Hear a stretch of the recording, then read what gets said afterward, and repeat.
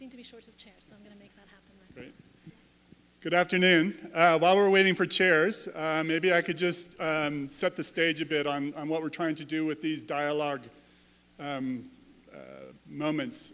Instead of putting together a panel discussion, which oftentimes you see in conferences like this, we much prefer to get two creative, interesting people from around the world to come together and have a discussion that we can all listen in on.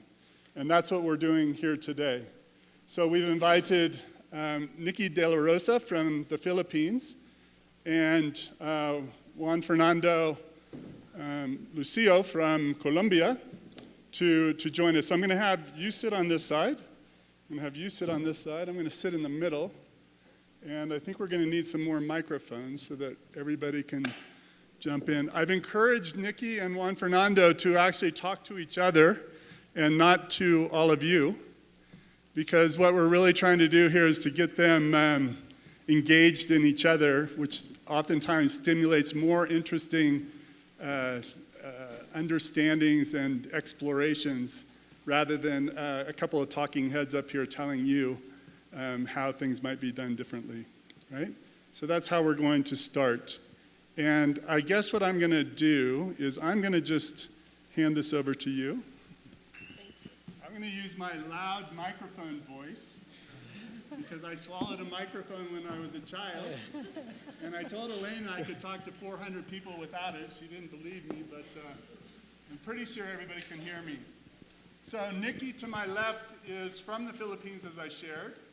She has a strong focus on inclusive political economy, which I think is a fantastic specialization in peace building, and one that is very important for the topic we're going to have today. Okay, there you go. Now I won't use my microphone voice. She has extensive experiences in the use of information and communications for peace building in the Philippines. And she's the deputy country manager for International Alert, an international peace building organization. On my right, I have Juan Fernando Lucio, who's from Colombia. Juan focuses on collaborative, sustainable peace building for peasant communities and difficult urban environments. He recognizes and appreciates the complexity of information gathering and sharing that information in fragile societies. He's the director of Paso, Colombia, which is a program of One Earth Future. And these two wonderful participants are going to share with us some of their thoughts on the topic that we're looking at today, which is basically information and communication technologies for citizens to monitor peace agreements. And the important thing here is to think about this in terms of citizens, because too often information technology and communications are focused on a certain type of stakeholder, and oftentimes to the exclusion of the citizens. So throughout this conversation, I'm going to encourage both of our dialogists to keep the focus on the citizens. Right. Before I turn it over to them with a number of questions, I just want to share that my only role is to moderate them and to stimulate some thought-provoking dialogue. We aren't going to ask for questions from all of you. One, because you're so many that it would be hard to choose who to ask or allow to ask a question. But two, because we think we can fill this hour with the kind of conversation that will lead to a lot of questions. And I want you to notice these two people, and for the next 3 days, chase after them with the questions and ideas that are generated out of this conversation. So with that, Nikki and Juan Fernando, let me start with the questions we've agreed upon. Firstly, starting with you, Nikki, I'd like both of you to briefly share one information gathering technology and one communications technology that you are using in your work.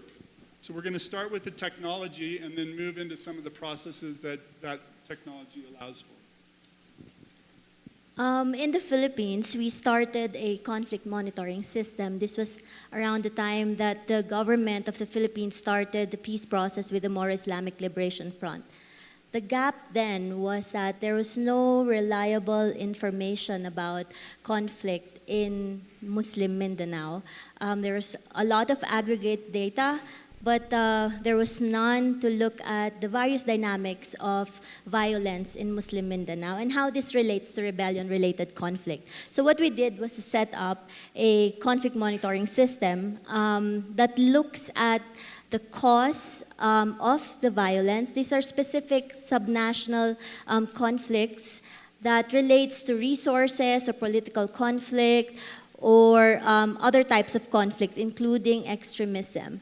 We set that up with a simple purpose, really, to provide the space, the public, with disaggregated data, really granular data that looks at violence as it goes through time, no? How one incident relates to other incidents and how this relates to the bigger dynamics at the local context. So we did that, and part of that is the communication aspect. Half of it is really the bean counting, no? Really looking at the sources of data. We have three major sources. One is the police incident reports. The other is about 15 media newspaper, local and national newspapers, and then community validation groups. So we set it up, we encode each and every incident, and the other side of it is really the public platform where we make the database accessible to people, to do their analysis, to make, there's a geotagging facility in that conflict monitoring system. So they can also run maps, they can, do whatever they like with it. But at the same time, we also shape the space in a sense that we provide periodic analysis of what's happening in Muslim Mindanao as this relates to, how the peace processes has, proceeded, whether there's a clash or whether there's a problem. We relate the information and the data that we get from the database into that conversation.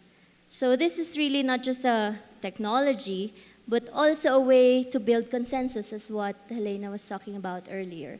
And so that was our little contribution to that process. And we've been running the database for 5 years now. And we've had a lot of experience that I will share later, but yeah. Thank you.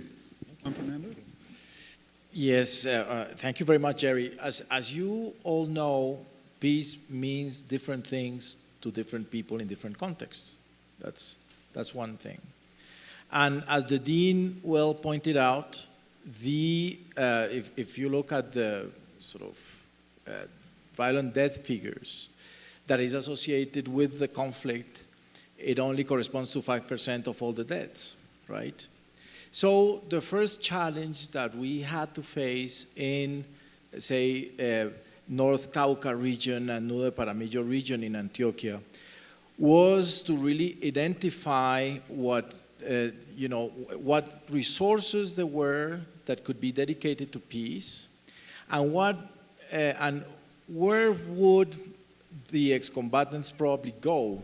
So in order to provide this type of information, which was motivated on the fact of willing to kind of create like a common set of knowledge for mayors and so on, we chose a tool called OpenStreetMaps that you guys might know very well, which is like a map, which is a community of map makers all over the world who provide this technology where the different actions that you actually pick up from society and from the mayors and from all the different informants, you can actually put that on a map. So the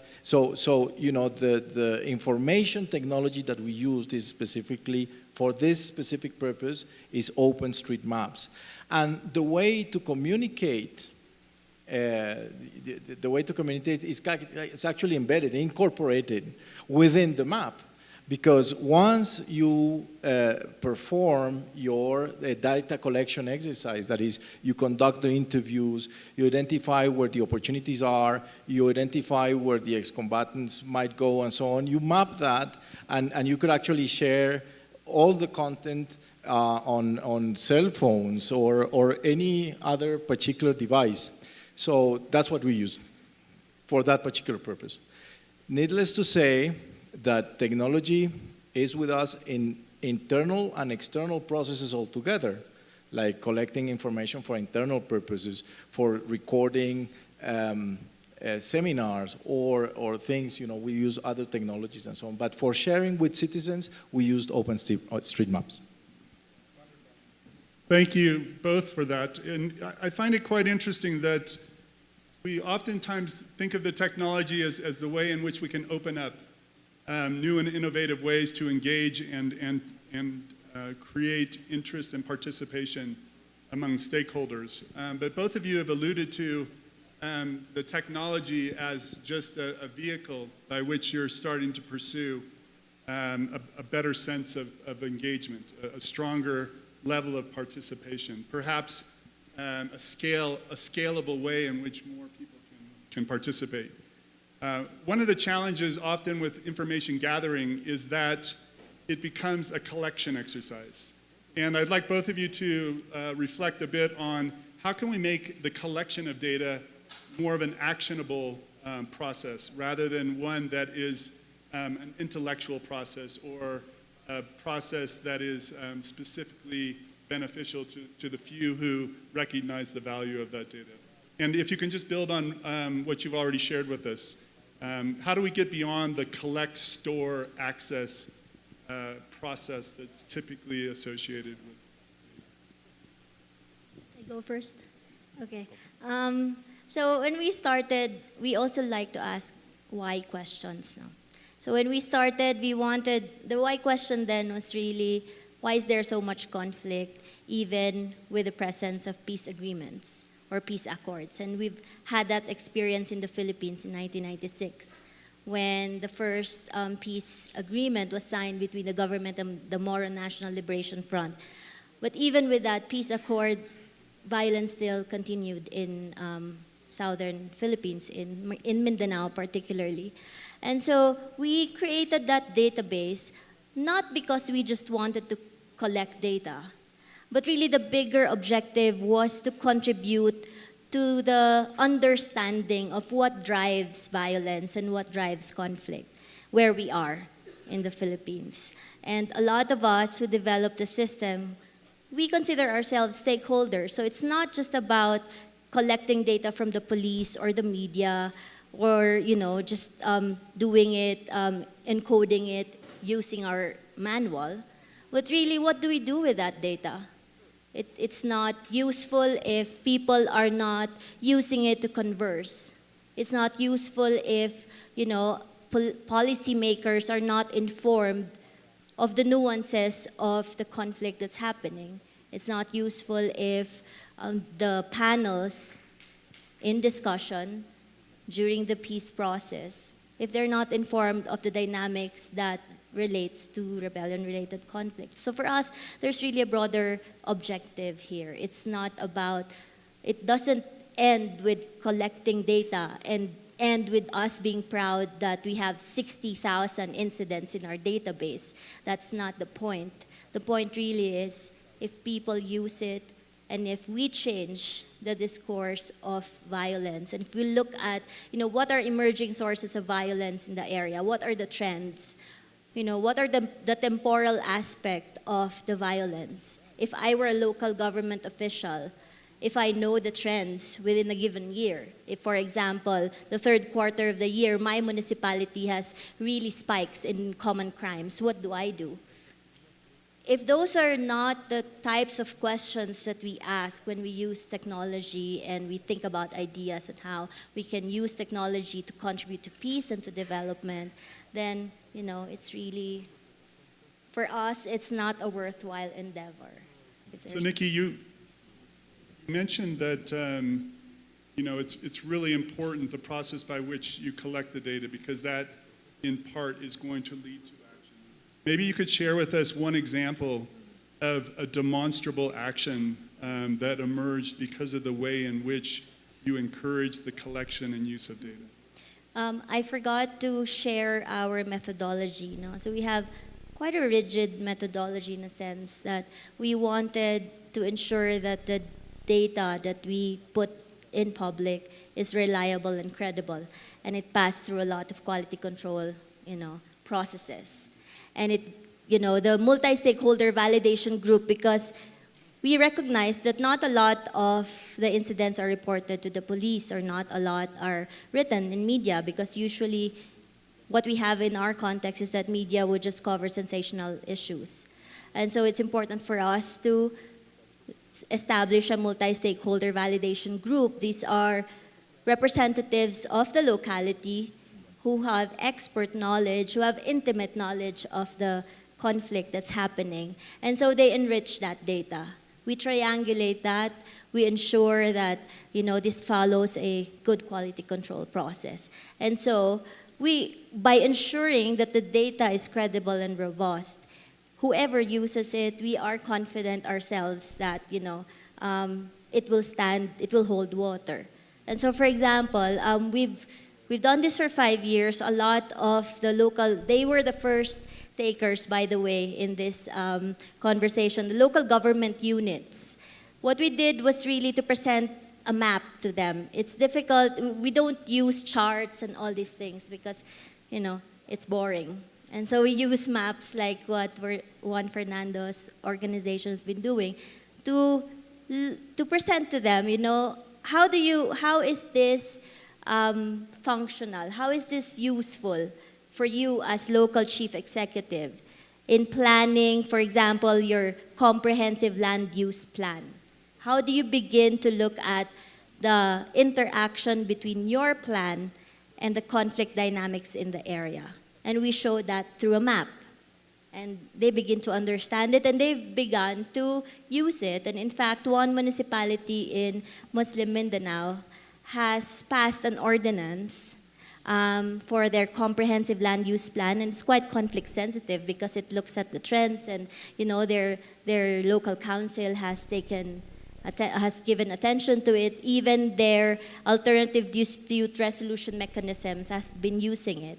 And so out of those conversations, this thing has been established. We don't necessarily attribute it 100% to our effort, really, but we're just there to spark their interest and to spark a different way of looking at context and the ground. So that's just one example of how we've been using it. Well, we wonder why the informant wants to inform, right? Because there are different types of informants depending on what kind of a map and what kind of information you want.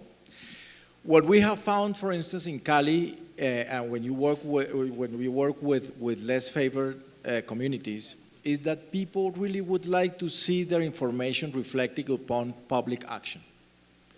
They want you to return that information to them in the form of information that is being processed and acts as a mirror of what they actually said. But they want that information also to be given to the authorities because they feel that the authorities do not know sufficiently what they want. So like in the first exercises that we conducted in Cali, we got together a series of leaders, community leaders, and say, okay, this is what we're going to do. We're going to collect some information regarding the way people see the reality today and regarding the way they would contribute to peace and the way they see the peace process being built. Needless to say, we used many types of means of workshops and stuff to speak with the people, and one of the favored tools that we used was we got people to draw things. We got people to draw. We get into that a little later, so that's the first thing. What is the interest that the informant has upon giving the information? For instance, collecting information from mayors and from public services, the main motivation was that mayors needed money from reintegration, from reincorporation. They needed money from the central government. And the central government sent the message that it was better, and if they wanted to have some resources, and you know that resources have not accrued yet to the mayor, so they're a little disappointed. But the point was that if mayors managed to coordinate themselves within fewer projects and they didn't come like with the gift list of projects, for the government be easier to operate. So that was like a second motivator. And for the government, the motivation to provide information was really to be able to find scale or services at scale that would improve and increase the possibilities of reincorporation. Let me just give you this idea. Reincorporation, apart from the reincorporation that is conducted by the ACR, but reincorporation by the private sector or reincorporation at the local level of ex-combatants, was conducted at a very low scale. You know, like foundations, you'd heard foundations say, oh, we've reincorporated 3 people from ex-combatants and who like didn't even say who they were and so on, you know, and they felt very proud about saying that. But then when you talk about reincorporation of 10,000 people, you need sizable, you need size, you need quantity, you need these things. So for instance, to come up with the government with an information from the mayor of Cali saying we can deal with 300 ex-combatants is really meaningful and important. So basically my first thing is that you need to identify the interest of the informant to inform. And you have to make sure that you satisfy that need if you want to use that, if you want to use that informant again. Great. Thank you both. What I also find interesting is that Nikki has been doing this for 5 years. I think the process that you're involved in now, and certainly the context changes that we're seeing in Colombia, it's been over a shorter period. So maybe you could start with this next question, and then Nikki, you can follow up from a longer term perspective. One of the challenges in any kind of project that we would rather to be a process of change, but that is supported by project funding, is how do we stimulate interest beyond that initial energy? That oftentimes in the early stages of a technical solution, we get a lot of excitement, a lot of people have a lot of anticipation. Oftentimes we call it the honeymoon period, where everybody's in love with each other and excited about the change that's going to come. And then the real work starts and things don't happen as quickly, and people start to get impatient, and we start to get frustrated with how slowly things are moving.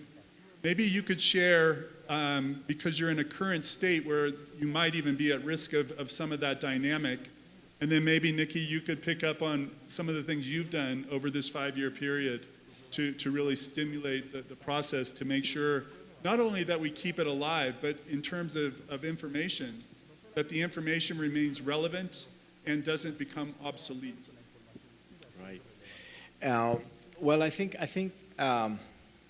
in the end, if people, for the information to remain alive, it has to remain relevant. And for it to remain relevant, some of the information has to prove its use, either for ongoing work or because it's kind of serves some of the purposes for which it was, or at least for which it was announced that you were going to collect it. So, but there is also another thing which I consider is like the main challenge about information. It is that, when you come up with your new piece of information or information avenue or information package or whatever, there are other information packages that compete, that already exist, that are there. So, why should a set of actors start using your information, your methodology, your way to view things? And this is where the human component starts also being incredibly important, because it is the human component that makes the information credible, that makes the tool usable, that makes people want to appropriate the instrument in general. So there are like many strategies. When you show it, it has to be easy to understand. Information that is there only to show how good you are or how strong you are or how right you are, especially in context where we work do not work. humility and so on are, a very good principle and device for working with peasant communities and so on, because yeah, that's like the way it is. So it is, you're not like in some kind of a colloquial, scientific or something like that, but you're just bringing in new elements. And do remember that the ones who know more are they. The only thing you're doing is organizing some knowledge, is providing a different view to a knowledge that is already there, that already exists. So you're not bringing like something new, you're just making it visible. So that's one thing. The second thing is that in the case, because like to be clear, we used one of the maps to get an agreement with the mayors of 26 different municipalities on value chains, on production chains, and so on. So the visual component is very important for information sharing. Once you put the audience in front of a map, it's amazing how people get focused. Maps and graphs are a lot easier for focusing than numbers. Numbers are way too cold. The second thing for maintaining the interest is for that information to enable discussion. There is not going to be appropriation if your information raises no discussion, means nothing to people. And so what you provide is like a first set of arguments in order to spark off discussion. It is very important to spark off discussion. So we gather, this is a little bit the exercise. Suppose that you take 10 municipalities in North Cauca. And these municipalities, they have worked together, but for some reason they didn't have the picture of what they did. So you put in one same picture the testimony of Mayor 1, Mayor 2, Mayor 3, Secretary 1, Secretary 2, Secretary 3, and all of a sudden all these pictures come up on one same map. Okay, so that is already a very interesting thing because it shows contrast and it shows commonality. So but then the second thing is that information is also a mirror. This is what you answered. This is what you contributed. Now what do we do with this? And so since the orientation by the government was, okay, suppose that we have 20 things that we could do. Let us decide together about the three most important things that you want to do. And that's the way people appropriate the information. And because all this information remains and you can put one map on top of the other, on top of the other, then you start a dynamics of work where people start using, so that information that was gathered is not lost because it's there, it'll always be there, but then the same tool will enable you to start and to ambition other things, like doing monitoring and evaluation to monitor the agreements and these other things. And that's how the information becomes something like more of use by an entire community. And it becomes like your language, the common language, and so on. The other thing is, be open. That is, I might have come with the open street maps and so on and so forth because it just happened to be that decision that was once made. But somebody might have a better way to go about it. Be ready to accept it, to accept change, and to be able to jump into this other better possibility. Great, Juan Fernando. And you're mentioning how your process and your technology allows you to move through time. So those that are sharing the information you had mentioned are those that also expect something to be done with that information. And so part of the action that you want them to see is the results of the information that they've brought to you. And as that action starts to be seen, the information that they can provide to you would be new information. So it has to be cyclical. Mm-hmm. And as you said, the technology allows you to collect the data and to organize the data through time rather than letting it go stagnant. Exactly. Great. So maybe with that, Nikki, you could build on that and share with us over this 5-year period that you've been using the system, how you've been able to keep it fresh, how you've been able to keep it relevant. To be honest, we didn't have a honeymoon period when we started. It was the reverse. In 2012, there was no appetite for evidence and data, evidence-based conversation or data-driven policymaking or whatnot. There was no appetite for that in 2012. So we were pitching an idea. We didn't hit a honeymoon period yet, not in the first 2 years. It was a difficult journey. It was the World Bank who supported us because they have started the process previously, but it didn't take off because their only source of data was just media report. And the security sector wouldn't listen to it because they say it's not credible.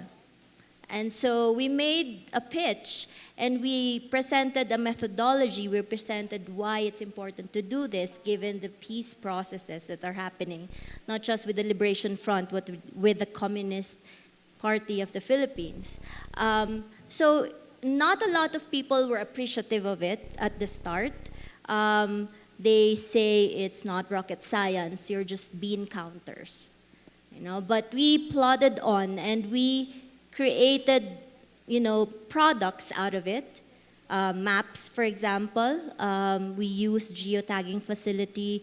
We presented maps to different agencies where they see its relevance. We ensured that at the local level, our processes are relevant and it redounds to local people, that it makes sense to them why we're doing what we're doing. By the third year, we've established that, this is needed because we've targeted key stakeholders, including those involved in the peace process, to look at the relevance of the data that we have. We have a panel data of 7 years already, going back to 2011. And so it was really just selling an idea and making sure that people we've talked to understood its potential. And so, to be honest, only in maybe in the fourth year that, people are beginning to pay attention, because by then, we've already established ourselves as a go-to organization, or even the platform as a go-to platform for people who want to understand the dynamics of the violence in the area. The first takers were external people, researchers, even pharmaceutical companies were using our database for free. Or, businesses who want to establish in the Philippines and they want to understand the dynamics there. But slowly, local governments were using it. Slowly, the national government is paying attention.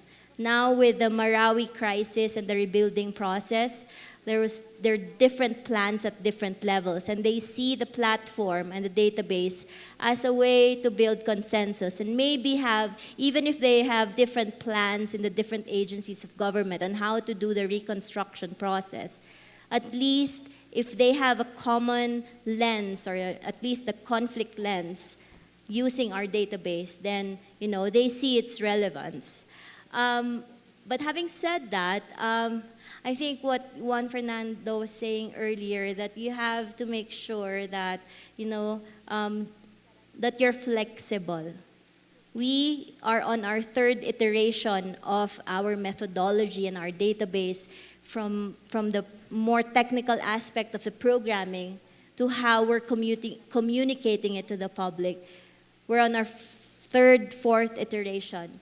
If we were rigid about our methodology and how we're doing things, then we wouldn't, in terms of relevance and in terms of people's appreciation of this database, then we wouldn't have reached this point where, at this point we have, I think we have legitimacy in terms of the database that we have. And 5 years onwards. Were some of those iterations responsible for going closer to a honeymoon type of a relationship? Yes. We were quite obsessive about ensuring that the incidents are correct and that the database is airtight. So we were obsessing about it in our heads because we are aware that we are responsible for the data that we put across. And if that's not nearing perfection, then we wouldn't have done our, objective and our responsibility and our mandate as an organization who's running the database.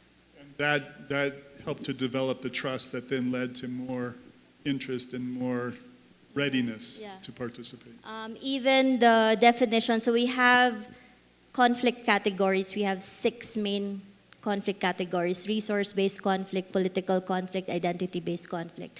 And we encode incidents according to causes. And it's not just one cause, but it's usually multi-causal, like land would come together with identity-based conflicts, and so on. And conversations that we've had through the years really enriched that code book in terms of the definition of the categories and how people are experiencing it on the ground. And they would tell us, that's not correct. And so we've changed that in terms of the methodological aspect. We've been open about it to our partners and to the people that we talk to. Fernando, I'm curious as to how, in both of your cases, it seems like the local level, local authorities, local populations, is a strategic decision on your part in terms of how to implement this kind of information gathering and communication strategies. And maybe you could give us some examples of how your technologies have allowed you to bring together the peasant or the urban dwellers who are quite a distance away, both in terms of knowledge and in terms of hierarchy from the local authorities. Have you been able to compress the vertical space between the leaders and the members of the community through your processes? I haven't. Let me give you this example. We gathered information from 1,200 people in Cali. We asked them what peace means to you, etc. This was before the plebiscite. And as it came, and as the dean so rightly commented, these people who were in the poor neighborhoods of Cali, they said that what was being negotiated in Havana was one part of the conflict, but that there was another conflict. There was the conflict to access services, there was the conflict of dignity, there was the conflict of space, there was the conflict that you also rightly mentioned, all the challenges of Colombian society. And so we realized from that data collection that the link between the Havana talks and that other war, quote unquote, had not been made, had not been made by communication. So we commented this idea to the government, but the government was, as you all know, was not quite capable of creating that link, was not quite capable of telling the people clearly why the person in the streets of Cali or Bogota would benefit from the peace. And so we see the results in the plebiscite, you see? Why is it that, for instance, what is the implication of having, for the first time in history, a greater budget for education than for defense? And these things had to be spoken a different thing. So it just shows you that, so information can be there, but for information to turn into action, you need readiness, institutional readiness, and you need some sort of flexibility, and you need a lot of the things in the people who are receiving that information for that to be turned into action. And if you wanna see like the proof of what I'm saying, you just look at the voting in Ciudad Bolívar for the yes and no, look at the voting in Agua Blanca for the yes and no. It is just as if the political communication had not really taken place, as if people didn't understand what had been negotiated and what the implication of all that had for their lives. So that this is a case where we feel that we haven't succeeded in. So you have the information, but you need the receivers to be able to do something about it. And in order to be able to do something about it, this takes us to another very complicated issue, which is the issue of governance. How do you go from a structure of governance that is so complicated to a structure of governance that is rather simpler, but more acting and efficient locally, so that people can actually see that their concerns are being translated into solutions? Wonderful. And it seems like being able to demonstrate to those who are providing information that there's something that's coming out of it that reflects their sharing is an important way in which we can build trust, not only in the process, but also in the way information can be used in a positive way. Maybe, Nikki, in the same lines, that relationship between the citizen and the local authorities in your experiences, how you've been able to use your technologies and your information gathering and sharing processes to strengthen the trust between the authorities and the citizens. So the conflict monitoring database has become an interoperable platform in terms of its usability, not just internally for us in terms of our programming and in terms of adjusting strategies where we work on the ground, because the conflict monitoring is just one segment of the work that we do in the Philippines. So one thing that came out of it is really the combination of our work on conflict-sensitive economic governance and our work on conflict monitoring. And what came out of it is a technology that we call, a mapping technology that we call Resource Use and Management Plan. And this is really a platform where we've realized that technology is a way for people to look at things in a neutral manner and an objective manner, because land and resource issues are quite sensitive and it hits people on the gut, and emotions are high when it comes to talking about resources, who owns what, who has access to what. And we've used the technology, the mapping technology, in combination with the data, the conflict data that we have from the database. We've brought that into local governments and brought people, the representatives in that area, who are women's representatives, youth leaders, traditional leaders, etc., who has an intimate knowledge of resources and land issues. And so that conversation happens within a span of 10 days. They do a mapping where they assess the resources that they have. And some of them don't even realize that they don't, in their heads, they think they have 100% control of the resource. But in actuality, you say less than 50%, because investors have come in, people have encroached in their lands. We don't have secure property rights in Muslim Mindanao, so that's really a big issue. There are overlapping claims to it. And so the local government is a participant in that conversation. They don't run the conversation. We facilitate it as a third party along with our local partners.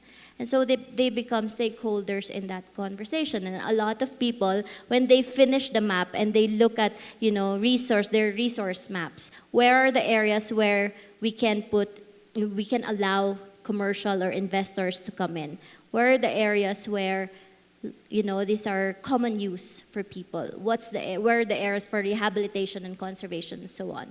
This gets codified in a local ordinance. And that has begun the process of trust building, where people can see that their plans have been incorporated in local development plans in their areas.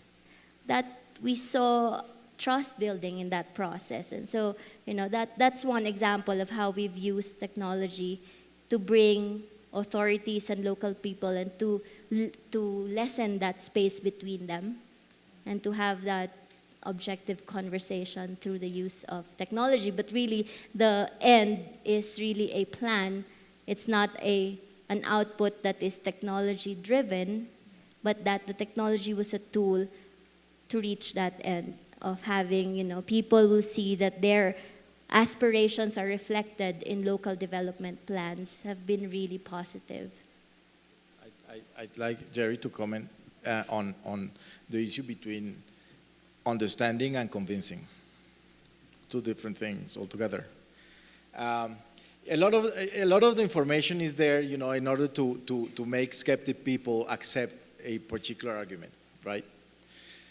But when you're building peace, right, it's not so much about knowing, but it is about doing. And and we've come to believe that reason by itself is the thing that makes us act and operate.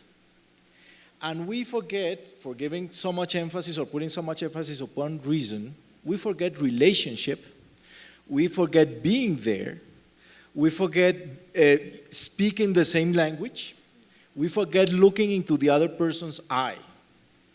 And this is so key because this is really what centralism is about. Centralism is about, I'm the director of, and I know when the violin comes in, and I know when the trombone comes in, and so on and so forth.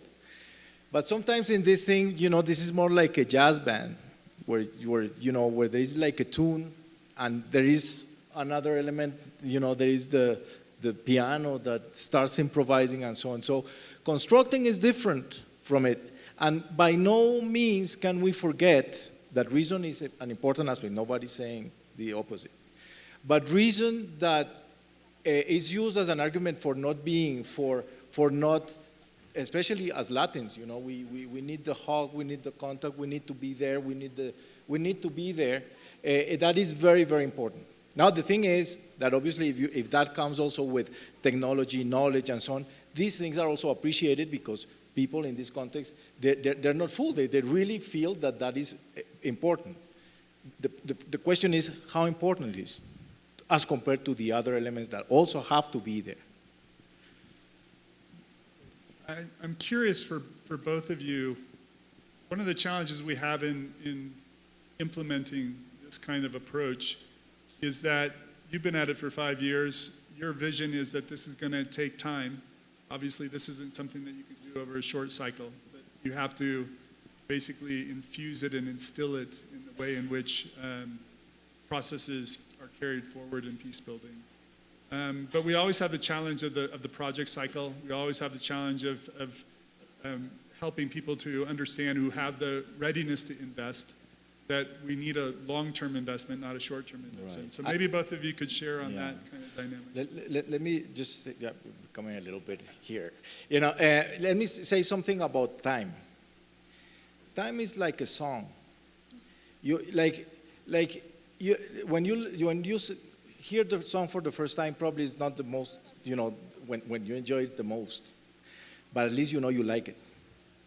So you even though you have to inscribe your actions in the long term, always when there is an action that has some traction, you kind of notice it immediately. When there is something that brings in enthusiasm and so on, you come up with a great idea and stuff, you notice it. You have to continue it. But there is some kind of an immediacy of aesthetic associated with good ideas that you have to be able to identify and build from it. My answer would be more practical, I suppose. But that's why Juan, Fernando, and I are a good match here. Well, it's a challenge in terms of convincing the donors to continue funding you. It's not cheap because you say at some point we had 24/7 encoding process. And so we hired about 20 people to just encode each of the incidents. And because we have 60,000 already in our database, it's not cheap. And so one thing that's important is for us to continue to ensure that the donors understand why it's important and strategic for them to continue funding it. To make the case that this is also helpful in their programming and their country plans. And so we present to them a bespoke, customized version of, what is needed according to their objectives in the country. And we try to shape also that planning process within the donor community.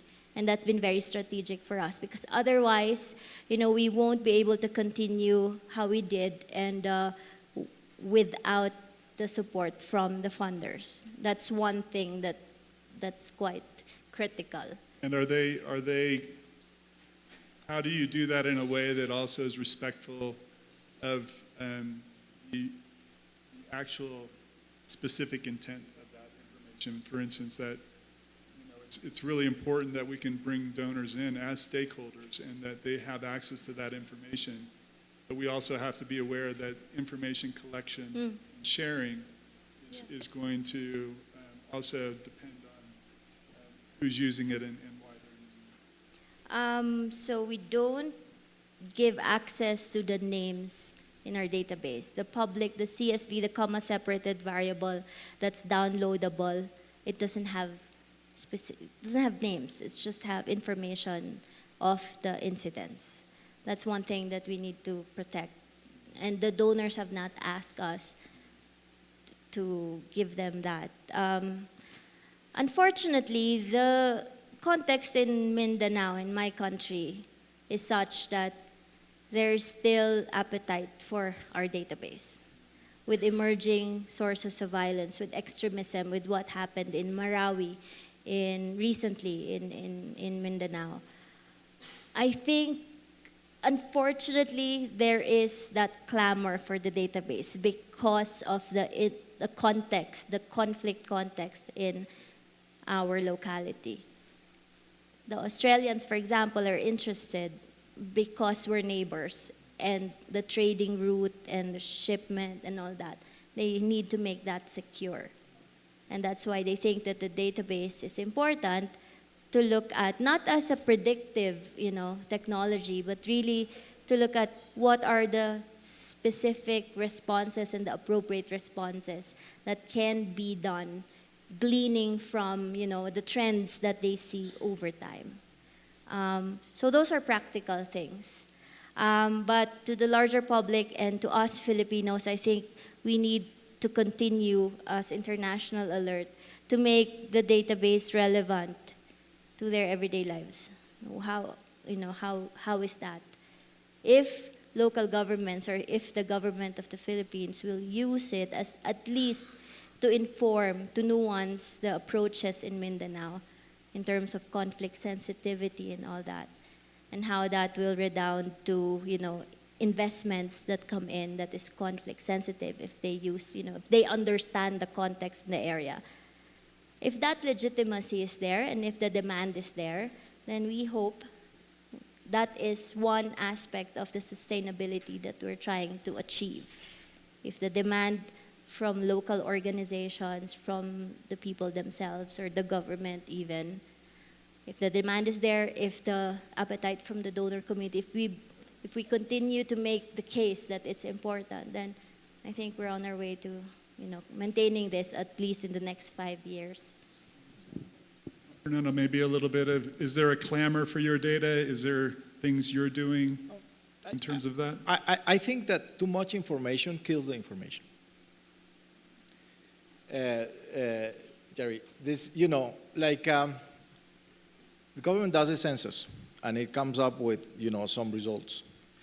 Or say, we identified 10 different products that can be produced profitably in the zones where ex-combatants will probably settle, right? I asked the person who is now, one of the persons who works with Rafael Pardo on the thing of illicit crop substitution. And he comes up more or less with the same 10 crops. And you ask another information provider and he gives you about the 10 crops. So you know already it is the 10 crops. What more information do you need? There is a moment where information is just an excuse not to act. And that is very, very important. Once everybody tells you a little bit more or less with some changes and so on, do it. And that is very important to make information relevant. If you're gonna, because either that or there are other variables that influence decision making, and it is not only information, right? That's the one thing. And the other thing is there are things that you will never know until you do. Never. There is always a limit, especially because when you set out to build a building, you know exactly how many pieces the building will have from beginning to end. But when you're building a peace process, you go through stages. Yeah, and even then, when you're building a peace process, you go through stages. You make reasonable risks. You get to stage B, you sit back, you see how you did, and then you go on. So, if you expect to have the whole picture, that only projects a certain sense of insecurity about what you're doing. There is a moment where you say, I've had enough of information, I have to act. Great. We're going to wrap this up with one simple last question for both of you. And any last thoughts you want to give, and then we'll let people get on to the next stage of the conference.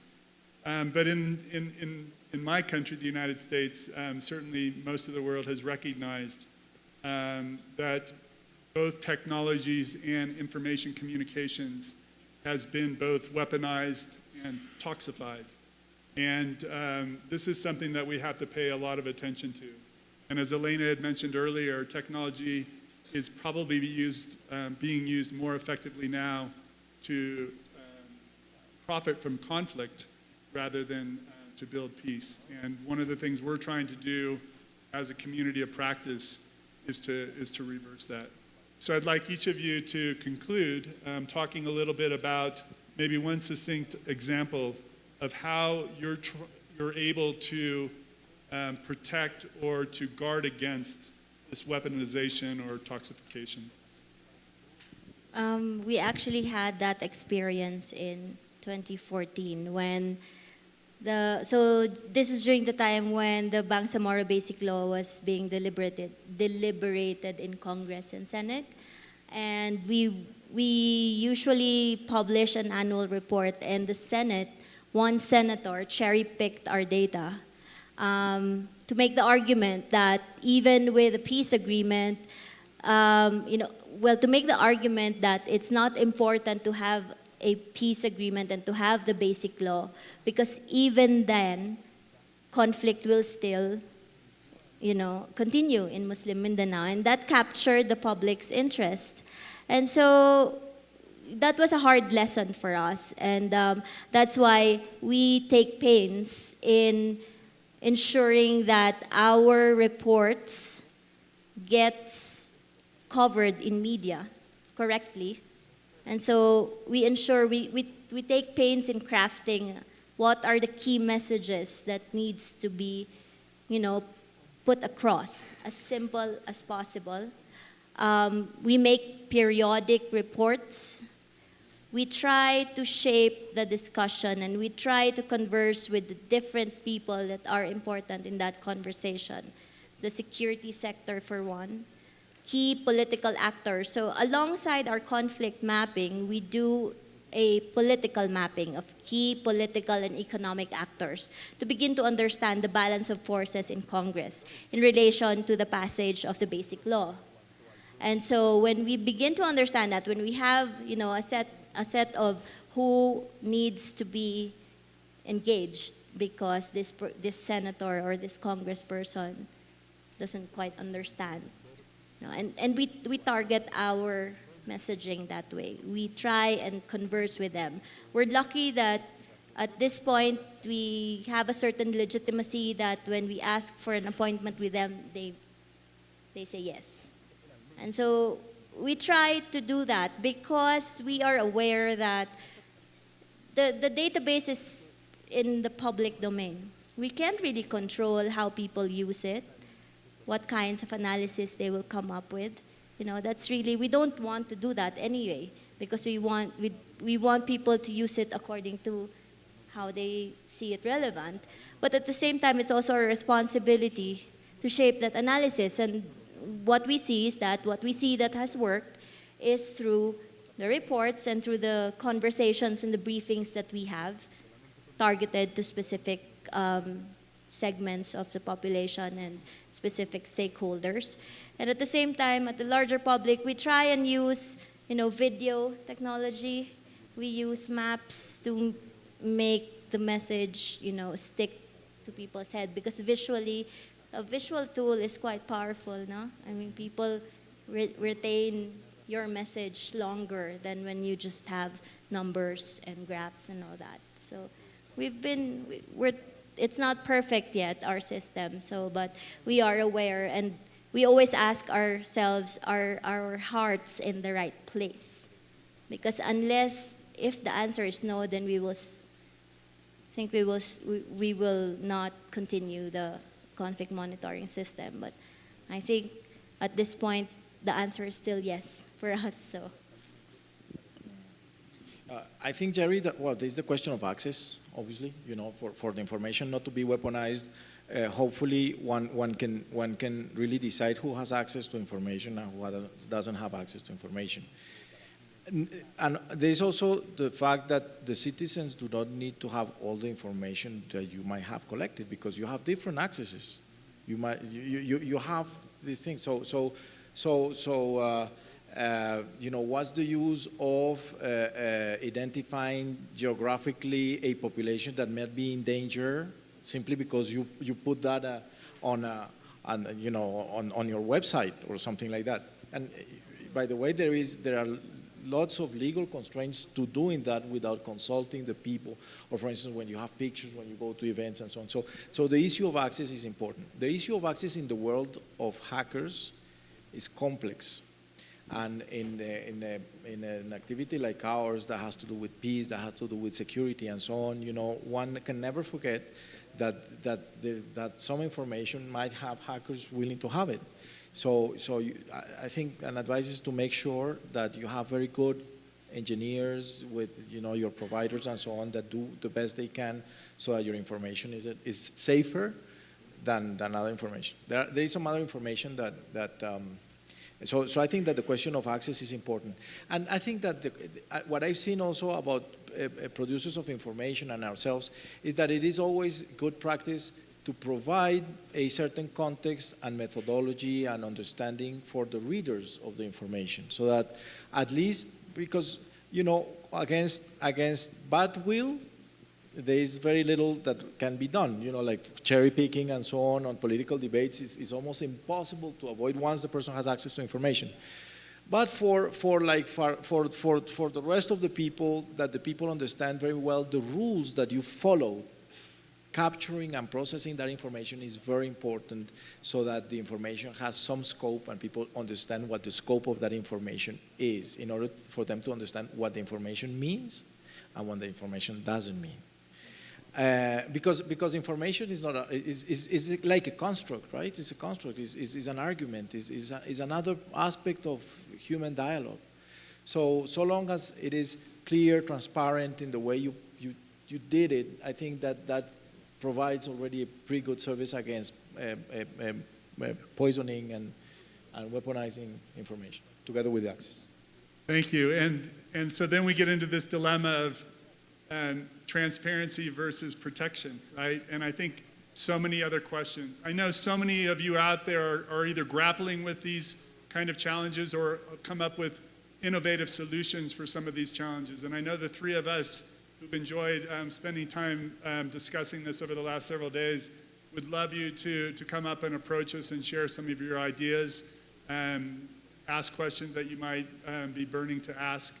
But I want to thank both Juan, Fernando, and Nikki for the chance to have this time together. And we'll leave it at that. Thank you. Thank you.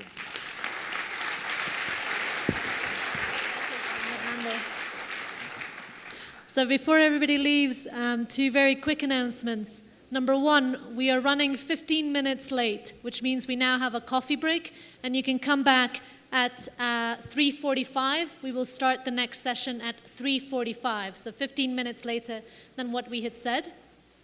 The second announcement is, if you are participating in the Peace Hack, it is in a different building.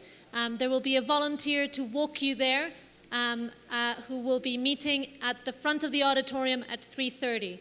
So if you need to go to the Peace Hack, 3:30 in front of the auditorium, they will walk you to the building where the Peace Hack is happening. Thank you and enjoy your coffee break.